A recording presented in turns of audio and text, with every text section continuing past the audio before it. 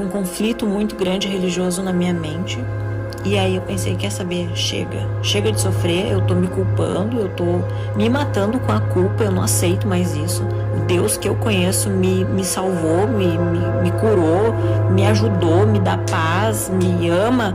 Então quem são as pessoas para ficarem me julgando se Jesus já me perdoou? Será que nós, como humanidade e como seres humanos individuais, merecemos perdão? Será que podemos um dia ser perdoados por Deus por mais que os nossos pecados sejam gigantes? A resposta para a primeira pergunta é não. Não merecemos perdão por mais que tentemos nos consertar e andar pelo caminho certo. Por mais justo que possamos tentar ser nós, não merecemos, porque sempre em meio a essa caminhada de tentarmos fazer o certo, nós iremos fazer o errado. Porque somos humanos, e humanos são falhos.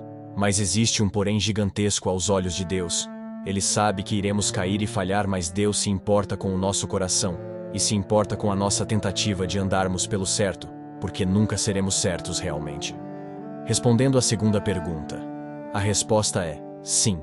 Só Deus tem o direito de perdoar todos os tipos de pecados que cometemos. Mas será que Deus seria bondoso, quase meio injusto, ao ponto de ser ingênuo de perdoar pessoas que cometeram atrocidades realmente graves, como até tirar a vida de outra pessoa por motivos banais, e entre outros crimes perversos e hediondos? Deus tem o poder, a compaixão e a vontade de perdoar todos aqueles que de coração e alma se arrependerem diante dele e implorarem por misericórdia. Deus não vê o mundo da mesma forma que vemos. Nós, como pessoas, não conseguimos enxergar um ladrão com tanta misericórdia, ou um assassino, ou outro tipo de pessoa que cometeu um crime. Ele pode perdoar, mas há um porém. Deus te perdoa, mas não o imune de sofrer a justiça pelo ato que você cometeu. Ou seja, mesmo que ele te perdoe, você irá pagar pelos seus atos. Deus é a misericórdia e o amor, mas ele também é a espada da justiça no mundo. Um dos maiores exemplos de amor e compaixão que Deus tem sobre nós humanos foi que Jesus, o Filho de Deus, quando estava sendo crucificado na cruz, ele era humilhado, xingado e cuspido, e estava em uma dor tremenda.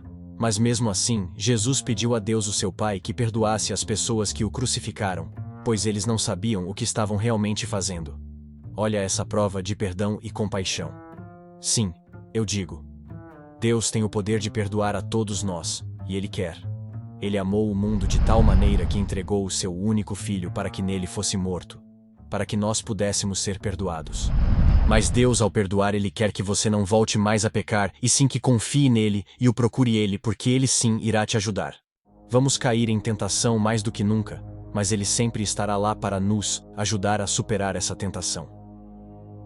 Grandes homens da Bíblia, que são considerados heróis da fé, pecaram de uma forma absurda com crimes hediondos aos nossos olhos. Um grande exemplo foi Paulo. Paulo foi um dos maiores difundidores da fé cristã pela Ásia, que logo se espalhou pelo mundo. Paulo, em resumo, foi um homem fervoroso a Jesus, que o amava mais do que tudo na sua vida. Mas Paulo, antes de ser um dos maiores pregadores do Evangelho, ele simplesmente caçava e matava todo tipo de cristão, sem se importar se eram crianças, velhos ou mulheres. Ele simplesmente caçava e mandava prender ou matar. Porque Paulo era um homem fervoroso que seguia a lei à risca. Ele era um fariseu, homens que detinham poder religioso, um homem da lei, e Jesus, ao chegar ao mundo, se considerou filho de Deus, o grande Messias. E para os fariseus, isso era uma grande blasfêmia e uma heresia. Por isso Jesus foi morto, e Paulo era um dos que acreditavam nisso. Então todo e qualquer que proclamasse o nome de Jesus como Salvador, ou apenas falasse de Jesus, seria condenado à prisão ou à morte. Nisso, Paulo levou muitos cristãos a um fim terrível. Mas certo dia, Paulo em uma viagem, e de repente Jesus apareceu em espírito para Paulo, e se revelou ser Deus, mas o deixou cego. Paulo, a partir daquele dia, começou a crer em Jesus, e se arrependeu profundamente dos seus atos. Logo após 3 dias de cegueira, o profeta Ananias, enviado por Deus, foi até a casa de Paulo, onde ele estava na cama deitado e cego. E ao Ananias entrar na casa, ele colocou as mãos nos olhos de Paulo e falou que Jesus o enviou para curar ele. Desde então, Paulo virou um dos maiores profetas de Jesus, sem medo da morte, e nem ninguém. Ele pregou para todos a palavra de Deus, mesmo sabendo que poderia morrer. E no final de tudo aconteceu isso mesmo. Paulo foi preso e morto. Mas ele nunca culpou a Deus, porque ele sabia que merecia aquilo. Entendeu o que eu disse? Paulo foi um genocida. Ele matou várias pessoas que simplesmente proclamavam a fé no Salvador. Pessoas que eram inocentes, mas mesmo assim o Pai o perdoou e o levou a um propósito lindo para Deus. Paulo se arrependeu de coração e alma e sempre se considerou indigno do amor de Deus por tudo que ele tinha feito.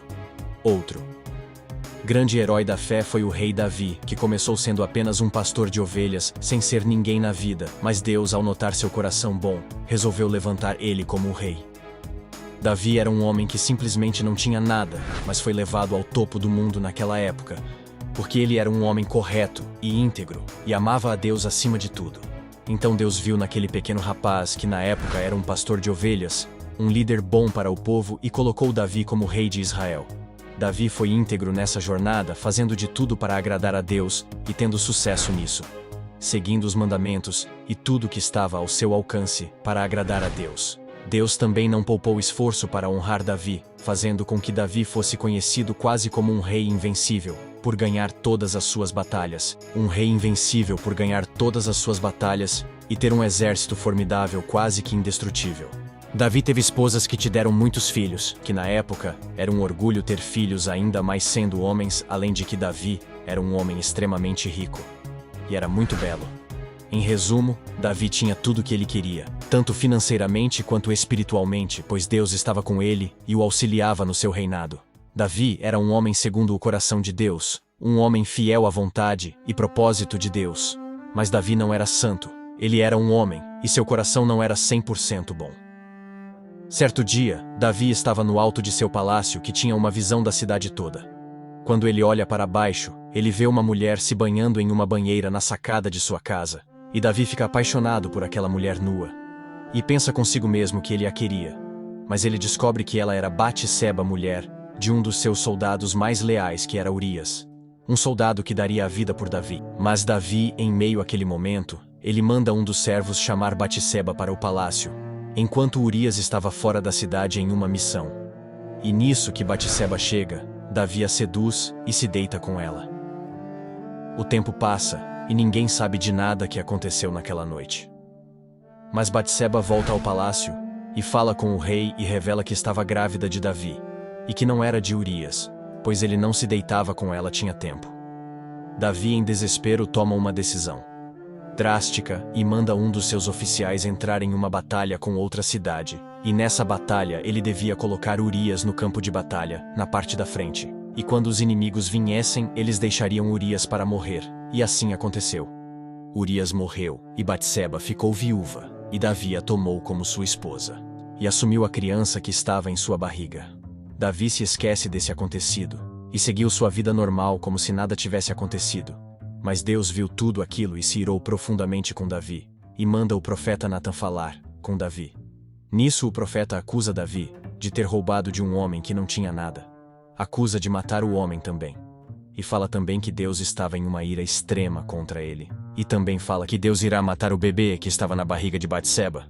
E que a espada nunca sairia da casa de Davi. Em resumo, a morte nunca abandonaria a família de Davi, por causa daquele pecado. Nesse dia, Davi perdeu seu filho, e perdeu sua saúde e ficou manco. Mas Davi se arrepende de todo o coração, e implora por misericórdia ao Pai, falando que ele era mesmo um pecador e que merecia todo o mal, e nesse momento Deus o perdoou, e curou Davi da perna manca. Mas Deus levou o bebê e nunca afastou a morte da família de Davi, mesmo ele seguindo a Deus o resto de sua vida. Em resumo, Deus nunca o abandonou, mas Deus fez justiça perante a maldade que Davi fez. Tanto que vários anos depois, 2 de seus filhos morreram querendo tomar o trono. E Davi sofreu demais com isso, mas com Deus ao seu lado, ele seguiu em frente. O perdão de Deus não é uma carta aberta para que possamos pecar, mas sim um perdão para que fiquemos bem com Ele e termos alívio em nossas almas. Deus sim pode perdoar a todos, mas contanto que se arrependam de alma e coração.